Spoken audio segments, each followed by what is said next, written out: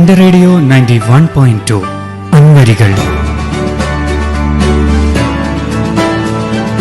തയ്യാറാക്കി അവതരിപ്പിക്കുന്നത് അൻവർ ഹുസൈൻ.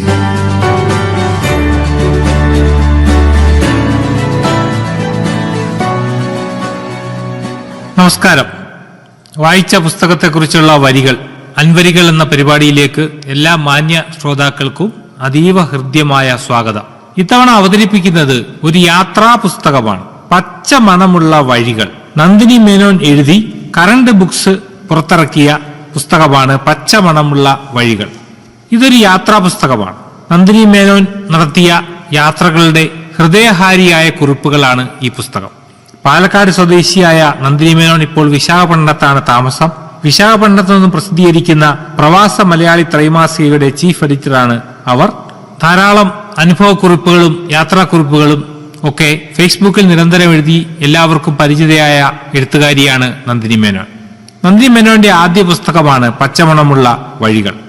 എന്താണ് ഒരു യാത്രാ പുസ്തകം? എന്താണ് ഒരു യാത്രാ വിവരണവും യാത്രാ പുസ്തകവും തമ്മിലുള്ള വ്യത്യാസം? ഇതിലെ അവതാരിക എഴുതിയ പ്രശസ്ത നോവലിസ്റ്റും കഥാകാരനുമായ ടി.ഡി. രാമകൃഷ്ണൻ പറയുന്നത് പോലെ ഇതൊരു യാത്രാ വിവരണമല്ല, മറിച്ച് ഇതൊരു യാത്രാ സാഹിത്യ പുസ്തകമാണ്, അല്ലെങ്കിൽ ഒരു യാത്രാ പുസ്തകമാണ്. യാത്രാ പുസ്തകം എന്ന് പറയുമ്പോൾ യാത്ര എന്ന് പറയുന്നത് ഒരു ജീവിതമാണ്, അല്ലെങ്കിൽ വിവിധ ജീവിതങ്ങളിലേക്കാണ് നമ്മൾ യാത്ര പുറപ്പെടുന്നത്. നമ്മുടെ പ്രദേശത്തേക്ക് കടന്നു പോകുമ്പോൾ കാണാത്ത ഉയരങ്ങളിലേക്കും അറിയാത്ത ആഴങ്ങളിലേക്കും എത്തിപ്പോകുന്നു എന്നാണ് നന്ദിനി മേനോൻ തന്നെ ആമുഖത്തിൽ ഇവിടെ പറയുന്നത്. ഇതൊരു ലഹരിയാണ് യാത്ര. ടി.ഡി. രാമകൃഷ്ണൻ TDR അദ്ദേഹത്തിന്റെ അവതാരികയിൽ ഓൾഗ ടുകാർചുക് എന്ന് പറയുന്ന പോളിഷ് എഴുത്തുകാരി, നോവൽ സമ്മാനം നേടിയ എഴുത്തുകാരിയുടെ ഫ്ലൈറ്റ്സ് എന്ന നോവലിലെ യാത്രകളെക്കുറിച്ചുള്ള നിരീക്ഷണമാണ് എടുത്ത് ഉദ്ധരിക്കുന്നത്. They weren't real travelers. They left in order to return, and they were relieved when they got back with a sense of having fulfilled an obligation എന്നാണ്. ഒരു ഒബ്ലിഗേഷൻ ആണ് സത്യത്തിൽ യാത്രയിൽ സംഭവിക്കുന്നത്. യാത്രയിൽ ഒരാളുടെ ഒരു പ്രദേശത്തേക്ക് നമ്മൾ ഇറങ്ങിച്ചെല്ലുകയാണ്. ആ പ്രദേശത്തെ, ആ നാട്ടിനെ, അല്ലെങ്കിൽ നാട്ടുകാരുടെ, അല്ലെങ്കിൽ അവരുടെ ജീവിതത്തെ സംബന്ധിച്ച ജീവിതത്തിൽ നമ്മൾ ഉൾച്ചേരുകയാണ് ചെയ്യുന്നത്. പെരിഫറലായ ഒരു യാത്രാ പുസ്തകമല്ല നന്ദിനി മേനോന്റെ പുസ്തകം എന്നർത്ഥം. ചലനം എന്ന് പറയുന്ന മനുഷ്യന്റെ നിരന്തരമായ യാത്രയിലൂടെ ആശാമേനോന്റെ ഇരിക്കുന്ന ഭാഷാപരമായ ഔന്നത്യം പോലെ ഒരു ഔന്നത്യത്തിലേക്കാണ് നന്ദിനി മേനോന്റെ ഈ പുസ്തകവും കടന്നു ചെല്ലുന്നത് എന്നാണ് പറയുന്നത്. അതുകൊണ്ട് ഇതൊരു യാത്രാ സാഹിത്യം അഥവാ ട്രാവൽ ലിറ്ററേച്ചറാണ്. ഇതൊരു യാത്രാ വിവരണ ഗ്രന്ഥമല്ല, കേവലം വിവരണമല്ല എന്നും പ്രകൃതിയുടെ സൗന്ദര്യവും മനുഷ്യജീവിതത്തിന്റെ സങ്കീർണതകൾ നേരിട്ടറിയാനുള്ള താല്പര്യം കൊണ്ടാണ് ആൻഡമാൻ നിക്കോബാർ യാത്രയിലും അതുപോലെ ആദ്യ യാത്ര മുതലുള്ള യാത്രകളിലൊക്കെ തന്നെ നന്ദിനി മേനോൻ ജീവിതത്തെ കാണുന്നത് എന്നാണ് പറയുന്നത്. ഓൾഗ ടൊമാർചുക് പറയുന്നത് പോലെ ബോധിവൃക്ഷം എന്ന ഖണ്ഡത്തിൽ ചൈനയിൽ നിന്ന് ബിസിനസ് ആവശ്യങ്ങൾക്കായി ഇന്ത്യയിൽ വന്ന ഒരാൾ ബുദ്ധന് ജ്ഞാനോദയം കിട്ടിയ മഹാബോധി സന്ദർശിക്കാൻ പോയ അതിനെക്കുറിച്ച് എഴുത്തുകാരി ഓൾഗ പറയുന്നുണ്ട് എന്ന് പറയുന്നു. അവിടെ 2 മണിക്കൂർ ആ പുണ്യഭൂമിയിൽ ചെന്നിരുന്നിട്ട് ഒടുവിൽ ഒരു ഉണങ്ങിയ ഇല അവിടെ നിന്നെടുത്ത് മേശപ്പുറത്ത് വെച്ചിട്ട് ഭക്ത്യാദരങ്ങളോടെ ഏറെ നേരം ആ ഇലയിലേക്ക് നോക്കിക്കൊണ്ടിരിക്കുന്നു എന്ന് പറയുന്നു. ആ ഉണങ്ങിയ ഇല വെറുമൊരു ഇലയല്ല എന്നും സഹസ്രാബ്ദങ്ങളോളം പഴക്കമുള്ള വിശ്വാസത്തിന്റെ അടയാളമാണ് അതെന്നും ഈ പുസ്തകത്തിൽ ഓൾഗ പറയാൻ. നന്ദിനി മേനോന്റെ പുസ്തകം വായിച്ചു തീരുമ്പോഴും നമുക്ക് തോന്നുക ഇത് കേവലം യാത്രാ വിവരണമല്ല, യാത്ര ചെയ്ത സ്ഥലത്തെക്കുറിച്ചുള്ള വിശദീകരണങ്ങളുമല്ല, മറിച്ച് അവിടേക്കുള്ള അനുഭവമാണ്, യാത്രാനുഭവമാണ്, അല്ലെങ്കിൽ ജീവിത പുസ്തകമാണ് പച്ചമണമുള്ള വഴികൾ എന്ന് നമുക്ക് പറയാൻ കഴിയും. ആദ്യ യാത്ര എന്ന് പറയുന്ന ആദ്യ അധ്യായത്തിൽ തന്നെ ഒരു സിൽവർ യമഹ മോട്ടോർ സൈക്കിളിന്റെ പുറത്ത് 2 പേർ യാത്രയാവുകയാണ്. നന്ദിനിയും ഭർത്താവ് തുളസിയും കൂടിയുള്ള ആദ്യ യാത്രയാണ്. ആ യാത്രക്കിടയിൽ ഉത്തരേന്ത്യൻ ഗ്രാമക്കാഴ്ചകളിലൂടെ പോകുമ്പോൾ ചെറിയ ചെറിയ വഴികളും വേപ്പും ആൽമരവും ചെറിയ അമ്പലങ്ങളും ഒക്കെ കാണുന്നു. ആ ഇലകളിൽ ജന്മാന്തരങ്ങളുടെ പൊടിയെന്നാണ് നന്ദിനി മേനോൻ വിശേഷിപ്പിക്കുന്ന പൊടിയെ. കേവലം പൊട്ടിപ്പിളർന്ന പാറകൾ മുതലുള്ള ക്വാറികളും ലോറികളുടെ നിരയും അവയിൽ നിന്നുള്ള കട്ടിപ്പൊടിയുടെ ഇടയിൽ ഈ പൊടികളൊക്കെ ജന്മാന്തരങ്ങളുടെ പൊടിയാണെന്ന നിരീക്ഷണമാണ് ബിലാസ്പൂരിലെ യാത്രയിൽ നന്ദിനി മേനോൻ നൽകുന്നത്. ഓരോ വ്യക്തിയെ കാണുന്നത് നോക്കൂ. ഉദാഹരണത്തിന് ഇതിലെ ഒരു വ്യക്തിയെ കാണാൻ വേണ്ടിയാണ്, സുഹൃത്തിനെ കാണാൻ വേണ്ടിയാണ്, കുറച്ച് പണവുമായി, ബാഗിൽ പണവുമായി, അത് സ്വീറ്റ്സ് എന്നാണ് തന്റെ ഭാര്യയോട് പറഞ്ഞിരുന്നത് പരിഭ്രമം ഒഴിവാക്കാൻ വേണ്ടി. അവിടെ എത്തിയപ്പോൾ ഞങ്ങളെ കണ്ടതും കട്ടിൽ നിന്ന് ഒരു മനുഷ്യൻ എഴുന്നേറ്റു. നാനാ പടേക്കറിന്റെ വികസിത രൂപം എന്നാണ് ഇവിടെ വിശേഷിപ്പിച്ചിരിക്കുന്നത്.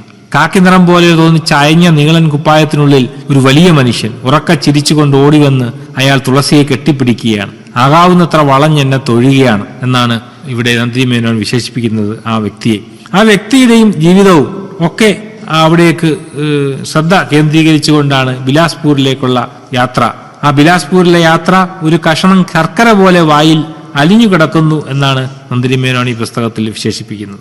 അടുത്ത അധ്യായത്തിൽ ത്രിപുര എന്ന സ്ഥലത്തേക്കുള്ള യാത്രയാണ്.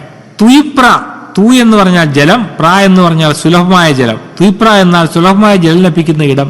കാലാന്തരത്തിൽ അത് ത്രിപുരയായി മാറി എന്ന സ്ഥലനാമ ചരിത്രം കൂടി ത്രിപുരയെ കുറിച്ച് പറയുന്നുണ്ട്. ത്രിപുരയുടെ പ്രത്യേകതകൾ, അവയുടെ യാത്രകൾ, ഉനാക്കോടി എന്ന് പറയുന്ന സ്ഥലത്തേക്കുള്ള യാത്ര. ടൂറിസം മാപ്പുകളിലും പുസ്തകങ്ങളിലും ത്രിപുര എന്നാൽ ഉനാക്കോടിയാണ് എന്ന് നന്ദിനി മേനോൻ പറയുന്നു. അവിടെ ജയന്ത് എന്ന് പറയുന്ന ഒരു മനുഷ്യനാണ് അവരെ കാഴ്ചകൾ കാണിക്കുന്നത്. വിവാഹ വാർഷികത്തിൽ എവിടെ നിന്ന് ഭക്ഷണം കഴിക്കണം എന്നുള്ള കൺഫ്യൂഷനുണ്ട്. ഒടുവിൽ ഒരു സ്ഥലത്ത് നിന്ന് ഭക്ഷണം കഴിക്കുന്നതിനെ നന്ദിനി മേനോൻ വിവരിക്കുന്നത് നോക്കുക. കടും പച്ച ചുവരുകളുള്ള കുഞ്ഞുമുറിയിൽ 2 മേശകളും കസേരകളും. ചുവരിൽ സംഹാരരൂപിണിയായ ദുർഗയുടെ ഉഗ്രഭാവം പൂണ്ടൊരു മൂർത്തി തൂങ്ങിക്കിടക്കുന്നു. ചോറ്, പയറുമഴക്കി പുരട്ടി, കോവയ്ക്ക പൊരിയൽ, ചെറുപരിപ്പ് കറി, പൊള്ളിച്ച മസാല പപ്പടം, ശീൽക്കിണ്ണത്തിൽ സാമാന്യം തടിച്ച വാഴയില മുറിച്ചു വെച്ച് അയാളുടെ അമ്മയും ഭാര്യയും ചോറ് വിളമ്പുകയാണ് വിവാഹ വാർഷികത്തിൽ. ഏതോ പഞ്ചനക്ഷത്ര ഹോട്ടലിലെ വിവാഹ വാർഷികത്തിൽ ഭക്ഷണം കഴിച്ചതിനേക്കാൾ സന്തോഷമായി അവർ ഭക്ഷണം കഴിച്ചു പിരിയുന്നതാണ് ഈ പുസ്തകത്തിൽ, ഈ അധ്യായത്തിൽ നമുക്ക് കാണുവാൻ കഴിയുക. ഉനാക്കോടി എന്ന നിശബ്ദ താഴ്വരയെക്കുറിച്ച് വിശദീകരിക്കുന്നു. കൂമ്പിയ ഇലകളുമായി മുളങ്കാടുകൾ പൊതിഞ്ഞു നിൽക്കുന്ന വലിയ വടവേരുകൾ സമയം കെട്ടുപിണഞ്ഞു കിടക്കുന്ന ഇടമാണ് ഉനാക്കോടി എന്ന് ഇവിടെ വിശദീകരിക്കുന്നു. തുടർന്ന് ചിറാപുഞ്ചിയിലെ കുറിച്ചാണ്. ചിറാപുഞ്ചിയിലെ ഡ്രാക്കുള എന്ന് പറയുന്ന അധ്യായമാണ് അടുത്തത്. ചിറാപുഞ്ചി എന്ന് പറയുന്ന സ്ഥലത്തുള്ള അവരുടെ യാത്രയാണ്. വെള്ളം നിറഞ്ഞു കിടക്കുന്ന ഗുഹകളും ചിറാപുഞ്ചിയിലെ മഴകളും മലഞ്ചെരിവുകളും വൃക്ഷനിബിഡമായ മലഞ്ചെരിവുകളും കുഞ്ഞു മൈതാനവും വ്യൂ പോയിന്റും ഒക്കെ വിശദീകരിക്കുന്ന ഇവിടെ മോനു പറഞ്ഞ ഒരു ഉദാഹരണമാണ് ഇവിടെ ആകർഷകമായി തോന്നുന്നത്. ഒരു വ്യക്തിയെ കണ്ടു. ആ മനുഷ്യനെ കണ്ടപ്പോൾ ബ്രാം സ്റ്റോക്കറുടെ ഡ്രാക്കുള പോലെയുണ്ട് എന്നാണ് മോനു എന്ന മകൻ, നന്ദിനി മേനോന്റെ മകൻ പറഞ്ഞത്. കൊട്ടാരത്തിലെ ജനാൽക്കൽ പൈപ്പുകൾ വെച്ച് നിൽക്കുന്ന രക്തദാഹിയായ ഡ്രാക്കുളയെ പോലെ ഒരിട പോലും മാറിക്കൊടുക്കാതെ മറ്റുള്ളവരിൽ നിന്ന് കാഴ്ചകളൊക്കെ മറഞ്ഞു നിൽക്കുന്ന ഭീമാകായനായ ഒരു മനുഷ്യനെ ഇവിടെ ഓർമ്മിക്കുന്നു. ഇങ്ങനെയാണ് നന്ദിനി മേനോന്റെ ഈ യാത്രാപുസ്തകം മുമ്പോട്ട് നീങ്ങുന്നത്. വഴിയിൽ കണ്ടുമുട്ടിയ ആളുകളെയൊക്കെ നിരീക്ഷിച്ചുകൊണ്ട് ആ കണ്ടുമുട്ടിയ ആളുകൾ എന്തുതരം ആൾക്കാരാണ്, അവരുടെ മനോഭാവം എന്താ വിശേഷിപ്പിക്കുന്നത് എന്നൊക്കെ പറഞ്ഞുകൊണ്ടാണ് ഈ കാഴ്ച പട്ടവും നമ്മിൽ നിന്ന് മറഞ്ഞു പോകുന്നത്. തുടർന്ന് വാരാണസി എന്ന് പറയുന്ന അധ്യായത്തിൽ 3 ഭാഗങ്ങളായിട്ട് ഈ അധ്യായത്തെ വിശദീകരിക്കുന്നു. ചടുല ചണ്ടാളൻ എന്ന് പറയുന്ന ആദ്യ ഭാഗത്ത് ചവിട്ടി അകറ്റിയും വെറ്റില തുപ്പലും കുഴമ്പും വിളഞ്ഞു നിറഞ്ഞ വൃത്തികെട്ട ഓടകളിൽ നിന്ന് ആളുകളെ കൈകൊണ്ടുന്തിയും ഉറക്ക ശാസിച്ചും കൊണ്ട് ചിലയിടങ്ങളിൽ ഇറങ്ങി തള്ളിയുമൊക്കെ ആയിട്ട് ഒരു ഓട്ടോക്കാരനാണ് ഇവരെ കൊണ്ടുപോകുന്നത്.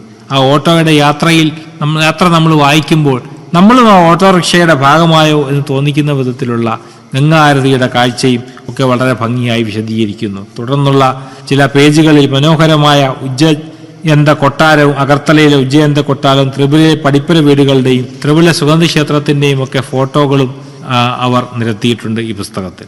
യമുന പ്രസാദ് ജി എന്ന് പറയുന്ന ഒരു മനുഷ്യനെ, വെള്ളം തുഴയുന്ന മനുഷ്യനെ അവർ പരിചയപ്പെടുന്നു. ആ മനുഷ്യനെ കുറിച്ചും വിശദമായിട്ട് ഇതിൽ പറയുന്നുണ്ട്. സമ്പൂർണ്ണ സ്വതന്ത്ര എന്ന അധ്യായത്തിൽ പ്രസാദ് ജി ഒരു യമുനയിൽ നിന്ന് കറങ്ങി വന്ന ശവം, ആ ശവത്തെക്കുറിച്ച് പറയുന്നു. ആ ശവത്തെ കണ്ടുകൊണ്ട് ജീവിതത്തെക്കുറിച്ച് നിരീക്ഷണങ്ങൾ നടത്തുന്നുണ്ട് നന്ദിനി മേനോൻ ഈ പുസ്തകത്തിൽ.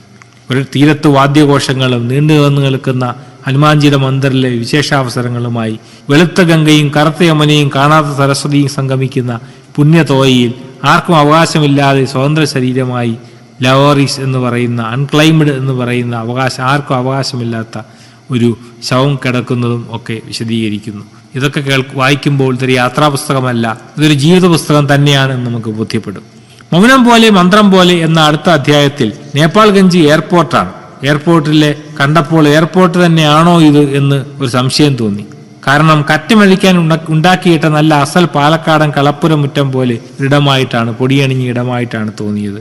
അവിടുന്ന് രാത്രി ഭക്ഷണത്തിന് പകൽ ഭക്ഷണവും ഒക്കെ കഴിക്കുന്നതും അവിടുത്തെ ശൗചാലയങ്ങളെക്കുറിച്ചും ഒക്കെ വിശദീകരിച്ചുകൊണ്ട് അവിടുത്തെ ആദ്യത്തെ ഹെലികോപ്റ്റർ യാത്ര ഒക്കെ വളരെ ഭംഗിയായിട്ട് ഈ പുസ്തകത്തിലൂടെ നന്ദിനി മേനോൻ വിശദീകരിക്കുന്നു. മെലിഞ്ഞ് ചൂരൽ പോലെ ഉള്ള കമ്പുകൾ കൊണ്ട് കെട്ടിയ ഷെഡുകളും മുറ്റത്തെ തക്കാളിയും വെണ്ടച്ചെടികളും അതിലെ പുഴുക്കേടുകളും നീണ്ട ഷെഡുകളും തക്ലാക്കോട്ടിലേക്കുള്ള വണ്ടിയിലുള്ള യാത്രയും സരോവര തീരവും മാനസ സരോവര തീരത്തിലെ ശാന്തതയും സ്വച്ഛതയും ഒക്കെ ഈ പുസ്തകത്തിൽ വിശദീകരിക്കുന്നു. പ്രാർത്ഥനയുടെ വഴികൾ എന്ന് പറയുന്ന അധ്യായത്തിൽ സുന്ദരമായ ആത്മാവിനെ ശുദ്ധി ചെയ്തുള്ള പ്രാർത്ഥനകളുടെ മന്ത്രങ്ങളും തുടർന്ന് സരോൾ എന്നോ മറ്റോ പേരുള്ള ഏതോ ഒരു പെൺകുട്ടിയെക്കുറിച്ചും വിശദീകരിക്കുന്നു. ആ കുതിരക്കാരിയാണ് ആ കുട്ടി. അതൊക്കെ വളരെ ഭംഗിയായിട്ട് നമ്മളെ യാത്രയിൽ നന്ദിമേനോടൊപ്പം ഉള്ളതുപോലെ വളരെ ഭംഗിയായിട്ട് ഇങ്ങനെ നമുക്ക് വായിച്ചു പോകാവുന്ന അധ്യായമാണ് മൗനം പോലെ മന്ത്രം പോലെ. തുടർന്നാണ് ആൻഡമാൻ ഡയറി എന്ന പേരിൽ ആൻഡമാൻ നിക്കോബാർ ഐലൻഡിലെ യാത്രയെക്കുറിച്ച് നന്ദിമേനോൻ എഴുതുന്നു. വളരെ കാഴ്ചകളാവുന്ന മനുഷ്യരെക്കുറിച്ച് എഴുതുന്നു.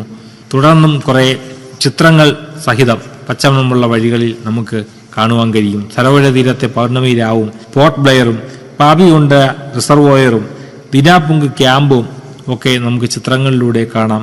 സെല്ലാർ ജയിൽ കൊലയറകളുടെ ചിത്രങ്ങൾ, ഭീതിതമായ ചിത്രങ്ങൾ നമുക്ക് കാണാം. ശംഖദൂര, ഒഴിഞ്ഞ ഹർമ്മ്യങ്ങൾ, ഡച്ച് സെമിത്തേരിയും ഒക്കെ നമുക്ക് കാണിച്ചു തരുന്നു. ചിത്രങ്ങളിലൂടെയും എഴുതി വെച്ച വാക്കുകളിലൂടെയും മനോഹരമായി. സാഗര ഞൊറിഞ്ഞിട്ട പവിഴദ്വീപുകളെക്കുറിച്ച്, ആൻഡമാൻ നിക്കോബാർ ദ്വീപുകളെക്കുറിച്ച്, കബന്ധങ്ങളുടെ തീരങ്ങളെക്കുറിച്ച്, കുഞ്ഞുകരകളിലെ കൊച്ചു കൗതുകത്തെക്കുറിച്ച്, ചാത്തം സാമിലിനെ കുറിച്ച്, സപ്തജ്വാലാമുഖികളെക്കുറിച്ച് ഒക്കെ എഴുതുന്നു. അടുത്ത അധ്യായത്തിന്റെ തലക്കെട്ട് തന്നെ വളരെ മനോഹരമാണ്. കാടിത് കണ്ടായോ എന്നാണ്. എന്തിന് താലി എന്ന് പറഞ്ഞ് തുടങ്ങിക്കൊണ്ടുള്ള മനോഹരമായ അധ്യായമാണ് അത്. തുടർന്ന് മനുഷ്യൻ എന്ന് പേരുള്ളവർ എന്ന പേരിൽ താൻ കണ്ടുമുട്ടിയ ഒരു നല്ല വാങ്മയ ചിത്രം നൽകുന്നു ഈ പുസ്തകത്തിൽ നന്ദിനി മേനോൻ. ഭീമുനി എന്ന ഭീമിലി പട്ടണത്തെക്കുറിച്ച് തുടർന്നുള്ള അധ്യായത്തിൽ വരുന്നു. അഡ്വക്കേറ്റ് മല്ലിക കോട്ട് എന്ന് പറയുന്ന ഭീമിലി പട്ടണത്തെ സുഹൃത്തിനെ കുറിച്ച്, അതിന്റെ 220 വർഷങ്ങൾ പഴക്കമുള്ള വീടിന്റെ ടെറസിൽ നിന്നും ഡച്ച് പ്രതാപങ്ങളും സ്മൃതികളും ജീവിതങ്ങളും ഉറങ്ങുന്ന ഭീമിലി എന്ന കയ്യൊപ്പിട്ട പഴയ തുറമുഖ നഗരത്തെക്കുറിച്ചുമൊക്കെ പറയുന്നു. മാട്ടിക്ക ത്യോഹാർ എന്ന് പറയുന്ന അടുത്ത അധ്യായം.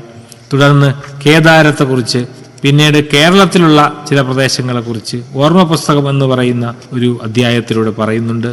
വസന്തമാളികകൾ എന്ന പേരിൽ വേതാളപ്പുറത്ത് ഇറങ്ങി വിക്രമാദിത്യൻ വേതാളപ്പുറത്ത് എഴുതുന്നതും ഒക്കെയായി വിശദീകരിച്ചുകൊണ്ട് ഭംഗിയായിട്ട് അടുത്ത അധ്യായത്തിൽ പോകുന്നു. മലമ്പാത ഓരങ്ങൾ എന്ന പേരിൽ അടുത്ത അധ്യായത്തോടുകൂടി ഈ പുസ്തകം സമാപിക്കുന്നു. ഈ പുസ്തകം മടക്കി വെക്കുമ്പോൾ വളരെ ഹൃദ്യമായ ഒരു യാത്രാനുഭവം, അല്ലെങ്കിൽ വളരെ ഹൃദ്യമായ കുറേ ജീവിതങ്ങളിലേക്കുള്ള അനുഭവം എല്ലാം കൂടി ചേർത്തുകൊണ്ട് സുന്ദരമായി നന്ദിനി മേനോൻ ഈ പുസ്തകം അവസാനിപ്പിക്കുകയാണ്. തീർച്ചയായിട്ടും കറണ്ട് ബുക്സ് പുറത്തിറക്കിയ ഈ പുസ്തകം എല്ലാവരും വായിച്ചിരിക്കേണ്ട ഒന്നാണ്. പച്ചമണമുള്ള വഴികൾ, നന്ദിനി മേനോൻ, കറണ്ട് ബുക്സ്. വളരെ സന്തോഷത്തോടുകൂടി ഈ പുസ്തകം അവതരിപ്പിക്കുന്നു. നന്ദി, നമസ്കാരം.